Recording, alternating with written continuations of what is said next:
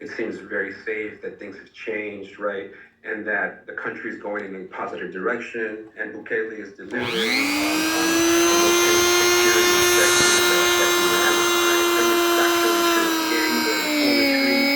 I think this onslaught of the state of exception has been successful in having them set back and not collect unemployment payments, not intimidate people, right? Not do actual, what it remains to be seen if the semblance of temporary security is sustainable into the future because of what we already know. The state of exception cannot go on forever, right? Because it is supposed to be an exceptional moment in order to address an emergency situation. So it's not sustainable politically and legally.